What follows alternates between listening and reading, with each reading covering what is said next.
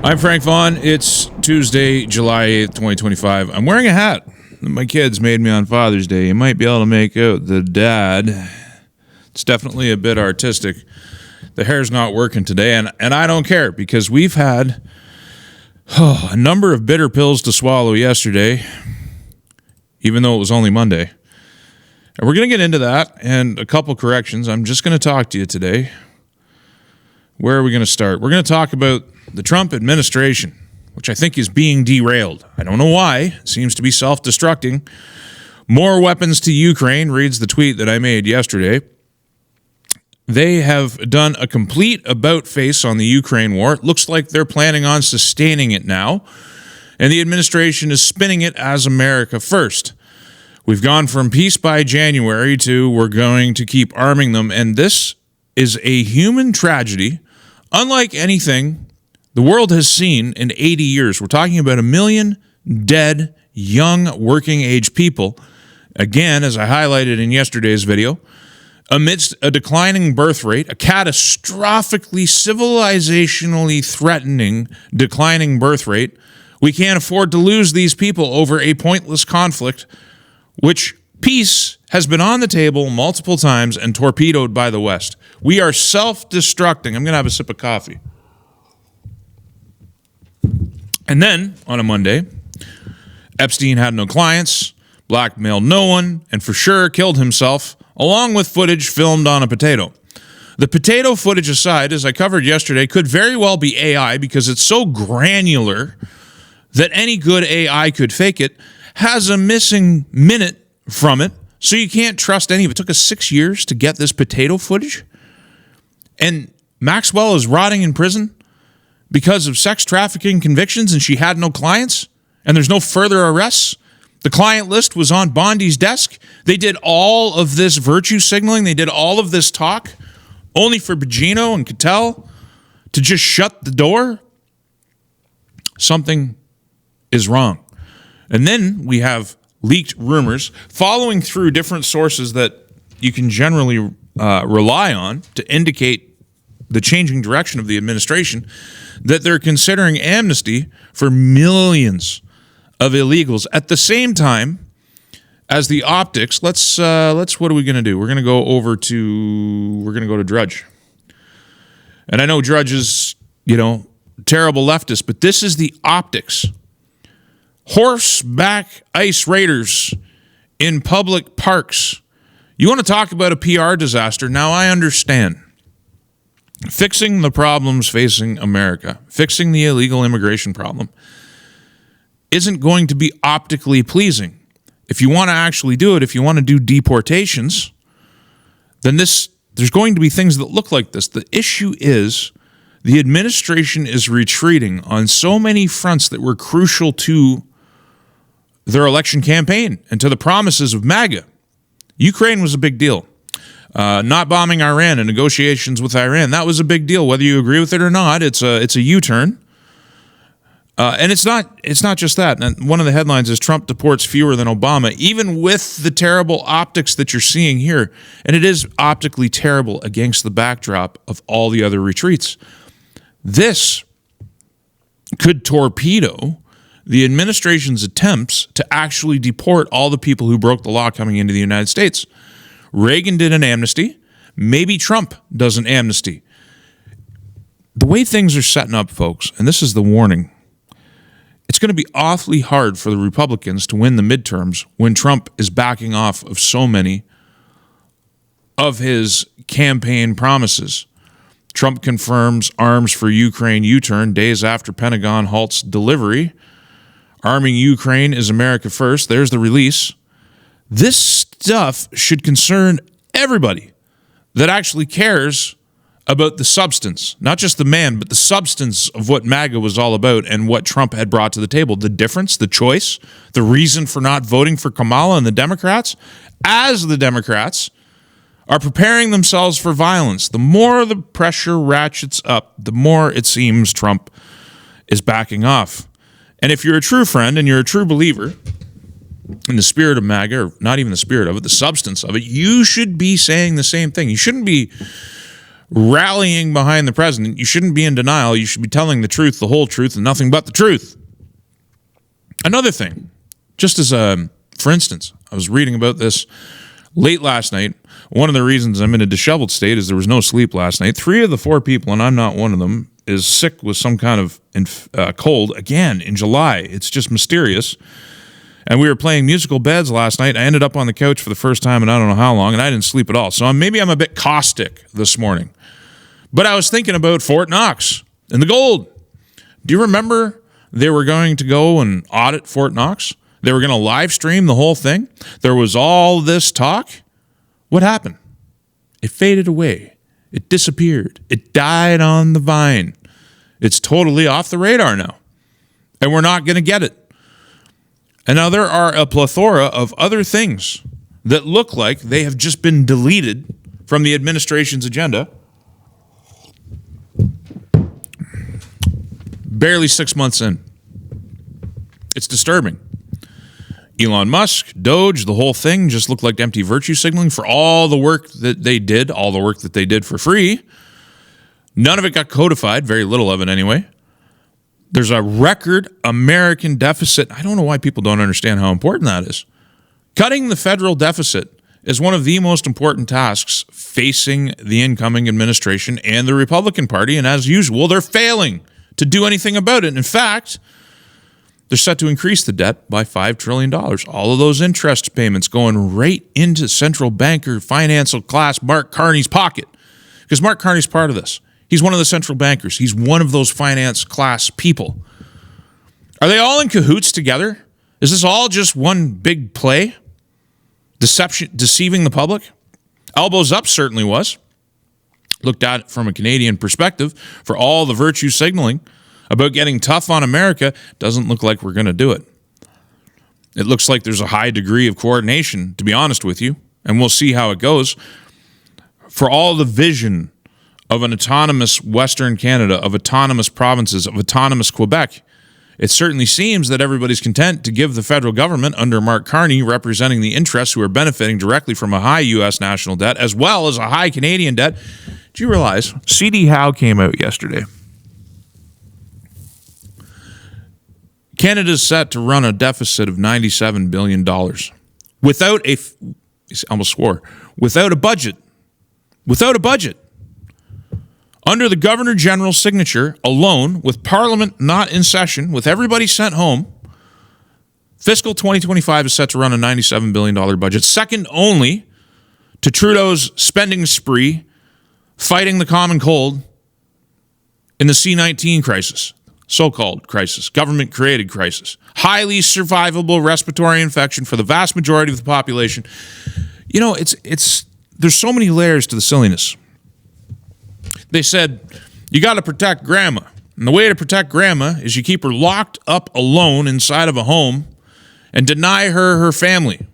That's what they said. At the same time, they're offering grandma Maiden and trying to offer, and we're going to talk about euthanasia in general shortly, $97 billion deficit without a budget.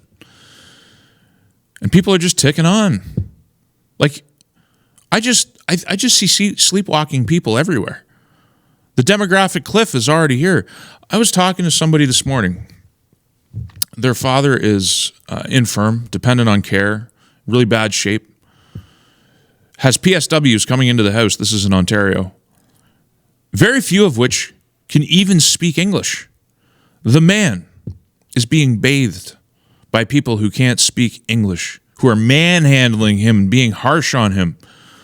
One of the PSWs who came into the house, because one of the responsibilities of a PSW is to make food for the infirm. And so in order to do that, you have to stock your fridge with stuff to make sandwiches. The guy didn't know how to make a sandwich. Not only could he not speak English, he didn't know how to make a sandwich because in his country of origin, they don't make sandwiches. That's not how they eat. So he had to be taught how to make a sandwich with a language barrier where the guy can't even speak English as he's manhandling this man who's infirm.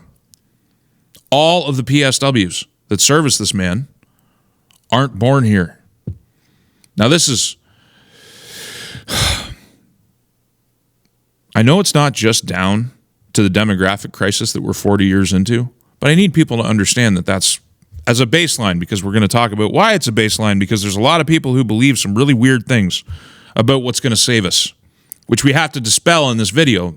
Some of you aren't going to like it. I don't care. You know, I think, in all honesty, I think there's very few people who dedicate their entire day's time outside of my family. I just want to understand things. I actually want to understand why things are the way they are. I have this stupid need. People party on weekends. They drink, they barbecue, they go to the hockey game, they watch baseball. They do all of these social things. Not Frankie Boy. Frankie reads his books and his articles and tries to understand the world. I'm just built different. It's what I do. I've been thinking about it a lot lately. It's just who I am. I sometimes wish I could stop. It's maddening. We're not just in a demographic birth rate crisis where there just aren't enough people to fill all the vacancies in the labor force. We are also concurrently, it's a smaller percentage, but concurrently, the population of native-born Canadians is being actively discriminated against and kicked out of the workforce. The government is incentivizing temporary foreign workers and incentivizing refugees and incentivizing immigration to the detriment of those who are born here and who are actually paying taxes. They're actually forcing you to pay for your own denial of a placement in the workforce. Low-skilled jobs and some higher-paying jobs. And it's disgusting. Now, I mentioned, I keep getting emails, and I keep seeing comments to this effect. And we're going to call this as it is. People alluding to, my guess is young men. I don't think this is men in my age demographic predominantly. I think it's younger men who have a cursory understanding of history. And they're awaiting the great leader.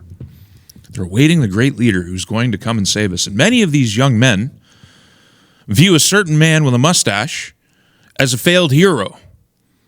That this guy, I don't know what they think happened in 1941 and 1942. Megalomania. Megalomania is what happened to the man with the mustache. He began to believe that he was entirely infallible, and God knows he was probably hopped up on meth the entire time. He began to believe that he was a man of destiny. He stopped listening to reason. He went into Russia. He lost the war. And that's just the superficial level.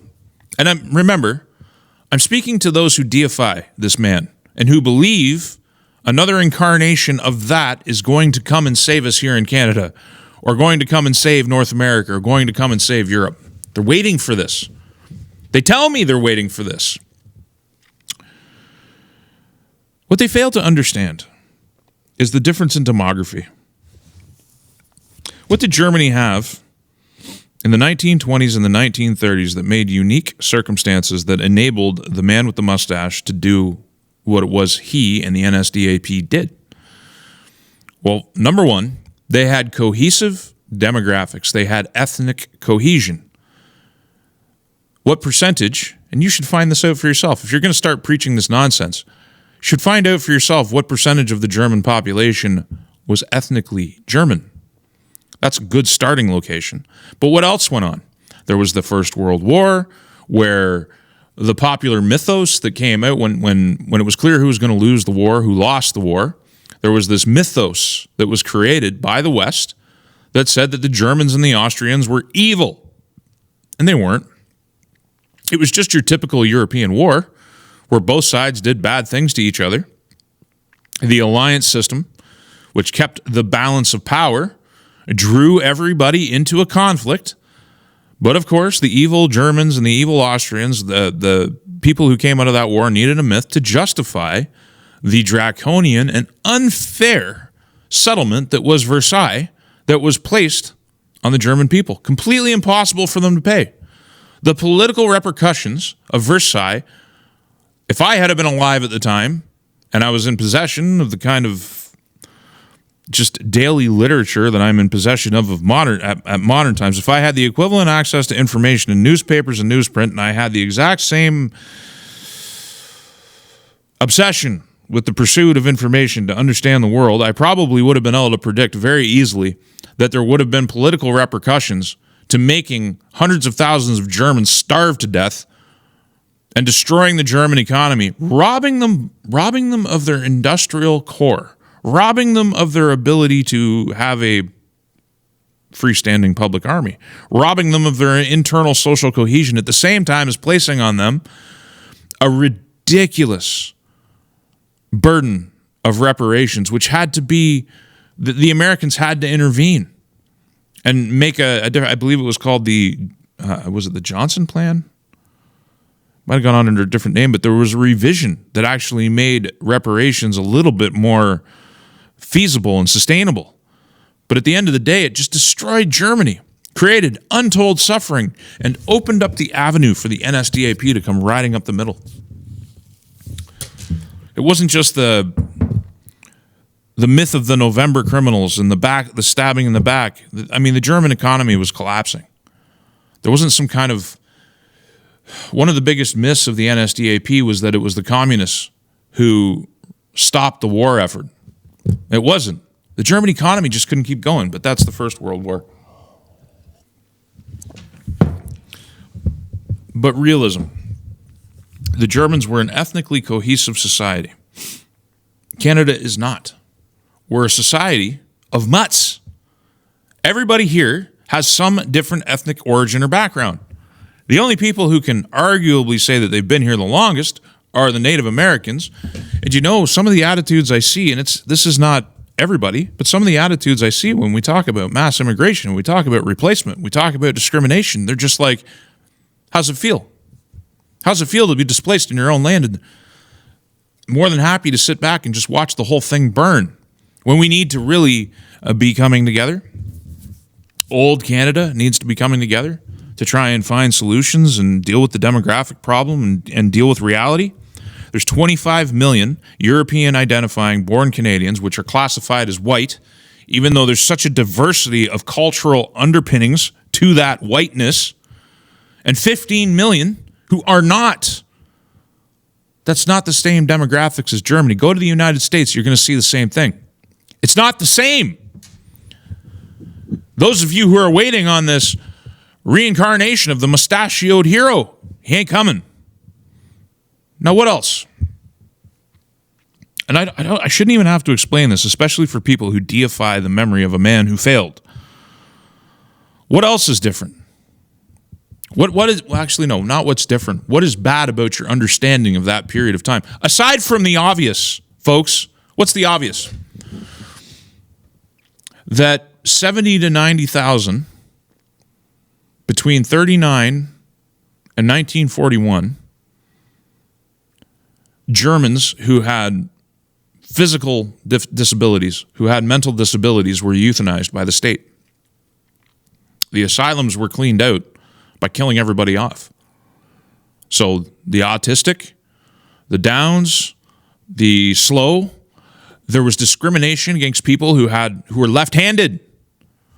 I once read the memoirs of a guy. I went to the farmer's market with him. I don't know if he's still alive or not. He let me read his unpublished memoirs. He was a German boy who grew up in Germany as a left-handed kid. And he remembers the war, and he writes about how, as the Germans were marching across Russia, how his family was selected to take over some of the lands, I believe it was in Estonia. And so they were given a farm in Estonia. Didn't last very long because the German army was collapsing. And then he tells the tale of being loaded on one train after another train after another train until eventually getting dumped in Berlin with nothing but chaos all around because it was just total collapse. The society had completely collapsed, hiding out in swamps as Allied bombs fell all around. Corpses all over the place, people starving to death. Not good. At any rate, he was left-handed, and he detailed the discrimination that he faced simply for being left-handed. And that's minor in comparison. Something that people need to understand. You know, the people who deify the mustachioed man also look back fondly on his identification with the J people as the number one problem facing the world. They love it. because they believe that all of the J people to this day are behind every single thing that's wrong with the world. But it's not just the J people, and you need to understand that. The mustachioed man, his SS, under Heydrich and Himmler, under the man himself, because everybody was working towards his will. So, like, there wasn't a lot of formal codification of law. There was an understanding of what the leader wanted. The government became completely inseparable from the identification with the leader. He was the glue that held the whole thing together, and a lot of the stuff that went on was not legally codified. People were given license to pursue. But if you read his book, which I have, you'll understand that it wasn't just the J people. So, for instance, when they went into Poland in 1939, they had a very low view of the Poles. And so they wanted to take a sliver along the German border to resettle. So they kicked everybody off that land, resettled it with Germans. All the Poles had to move to another piece of land called the General Government. And the J people were handled in a different way. But the Poles were to be given nothing. No education, no help. But they were to be a slave labor unit within the Reich. But it's not just the Poles.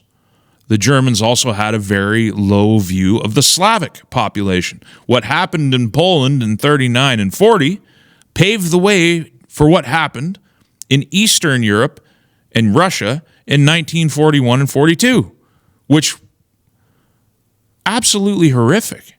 Mass executions, not just of the J people, but of the Slavs. Philosophically, I think the only people that the mustachioed man truly admired were the English. Didn't stop him from setting off to war with them when it became clear that a peace couldn't be reached. And the Italians, because of the strong tradition of Romanism and that big, huge set of mountains called the Alps that separated the two civilizations, which was how he viewed it. But he had a very low view of the French, the Slavs, the Poles, and many other peoples in the world. Something that seems to be lost on people is that Slavs, Poles, Czechs, which are a derivative of Slavs, but the mustachioed man had a lot of specific things to say about the Czechs. Not the J people, the Czechs. All of these people are white, according to modern parlance. The Second World War, most of the victims of the war machine were white. And the war itself was fought between white peoples. Tens of millions of people, God knows how much property loss, fought amongst a common civilization. For some reason, there's a whole crew of people out there who hold up the mustachioed man as an example to follow, as a savior of white peoples. It's just not the case. You're historically illiterate. And to bring it back around, if that is really who you think, and I've been wanting to do this for a while, to address this ridiculousness, this idea, this love affair with the mustachioed man as though he's going to somehow come again, born again. There's going to be a great leader that's going to come and save us on along ethnic lines. What is your ethnic base for that? This isn't Germany. We don't have a common ethnic heritage. We have been a multicultural society since before mass immigration began. Now, we have a common civic heritage, but if you start talking about civics, everybody says civic nationalism is not enough. What are you going to build? Your ideology. What are you going to build your philosophy around? Because you're certainly not going to do it along ethnic lines, morons. There's no common ethnic heritage here. Anyway, hopefully that dispenses with the deification of the mustachioed man and the love affair that many have with a similar set of circumstances coming up and arising on the North American continent. It's never going to happen. And if it did happen, It would be isolated to a very small demographic. Do you understand? This is another thing. Do you understand that Mustachio Man tried to overthrow the Weimer government? Actually, it wasn't even, he just tried to overthrow a state government, which was going to lead to the overthrow of the national government in 1923, and was completely unsuccessful. The beer hall putsch. Completely unsuccessful. He got sent to jail. And if it wasn't for the fact of that ethnic cohesion and that ethnic nationalism was so strong in Germany, he might have rotted in jail and nothing ever happened. But they gave him a platform. They allowed him to speak at the trial. They allowed him to write a book. He practically ran Landsberg for his own purposes. He had visitors. They came and went whenever they wanted. The refoundation of the party in 1925. All of this was enabled by the fact that ethnic nationalism, ethnic cohesion was very strong in Germany. And there was a lot of sympathies towards the NSDAP and other nationalist movements. Do you realize, whereas Canada doesn't have a single cohesive ethno-nationalist movement because we don't have a single cohesive ethno-nationalist base, the Germans had a half dozen that I can think of off the top of my head. And they competed for that spot until the NSDAP united them all.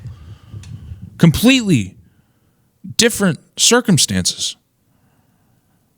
But then after the failure of the beer hall putsch, it became necessary, the mustachioed man realized, to run in elections and win elections and take over the Weimar Republic that way.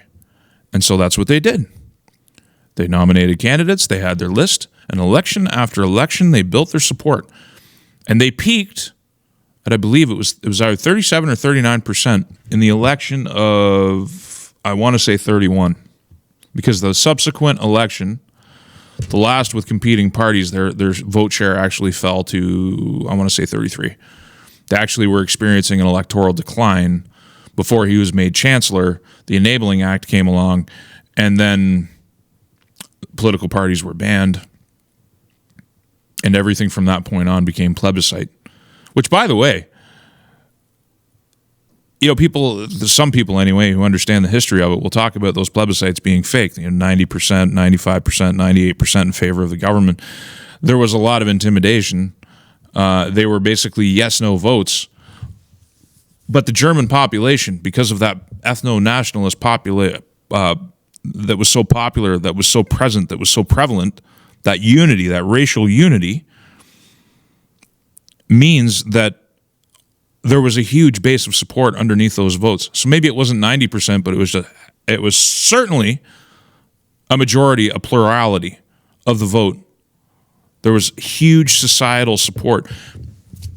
I talked about euthanasia and the emptying out of the asylums in 39 and 40.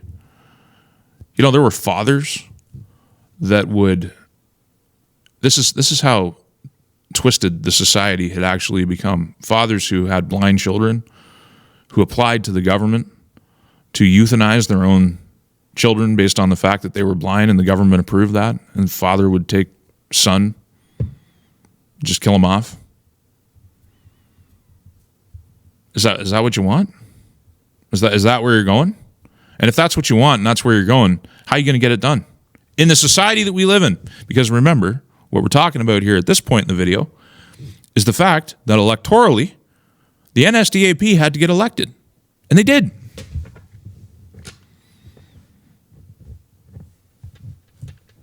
What's your plan? How are you going to achieve electoral success on an ethno-nationalist line in a society that doesn't have a solid ethnic core? And if the ethnic core that you're identifying with is white, and the birth rate halves the population in 40 to 50 years, what are you doing? What's the plan here? It's not the same.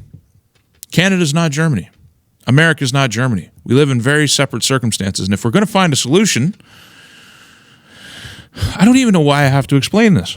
The solution's going to look very differently from the one the Mustachio Man offered.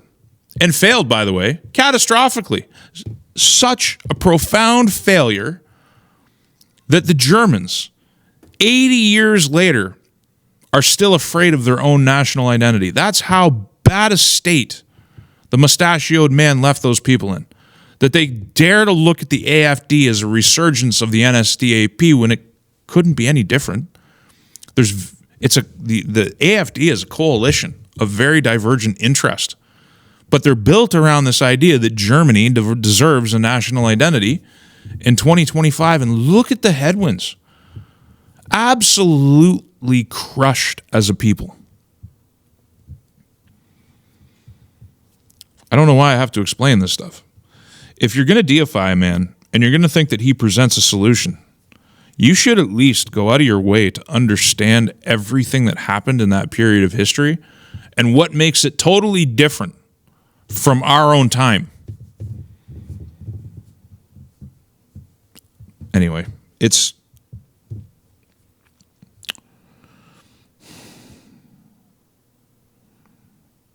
I don't like anything I'm seeing right now. I don't like the retreat of the Trump administration. I don't like Doug Ford publishing a picture with all of these prominent liberals with a big smile. He's rubbing Ontario's face in it. He's showing you who he is. Like a dog getting its face rubbed in its own defecation. Showing you who he is. And then the next day, Danielle Smith does a press conference with the guy, talking about everything within the context of the Federation. I'm going to finish with this one thought. And we'll build on this in the future because this video, I just had to get some of the stuff off my chest. The solutions that some people, some fragment minority think are actually going to work are not solutions at all. They're pipe dreams, they're fantasies, just like so many other fantasies that are running rampant in the public mind, including elbows up. The Federation of Canada, federalism itself, is poison. It's toxic. It's anti-people. It's anti-citizen. It's anti-future. Loyalty to the system that is Canada, loyalty to the Westminster system, as though there's some kind of legacy there to be proud of, loyalty to this monarchy, is anti-people. And I really think that our politicians, especially here in Western Canada, need to get over it. You need to get over the Federation. We've been doing this whole within the context of Federation. We're looking for reform within the context of the Federation. We've been doing this for 100 years. And it's been 100 years of struggle. 100 years of being held back and prospering in spite of Ottawa's attempts to hold us down. Isn't it time we try something a little different? Copy the Quebec model? Talk about walking away?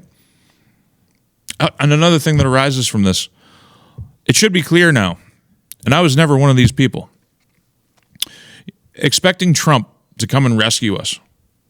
It should be clear now that that is not going to happen. It's not going to happen. I don't know what's happening. It looks like Trump is kissing the ring. And it's sad. I want it to be different. I don't want to have to sit here and tell you this. We're on our own, and we should always act as though we're on our own. And if help materializes, be glad that it does.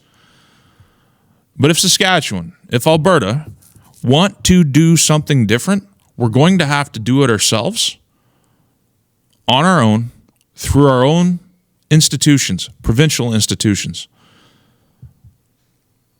claiming powers that might not even be legally ours under the Federation.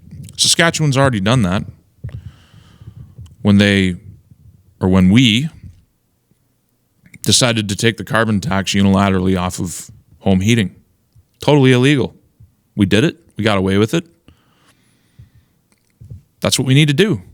Because if we stick with federalism, we're all going down with this ship. $97 billion deficit, folks, without a budget. No accountability whatsoever. That's your money. That's your future.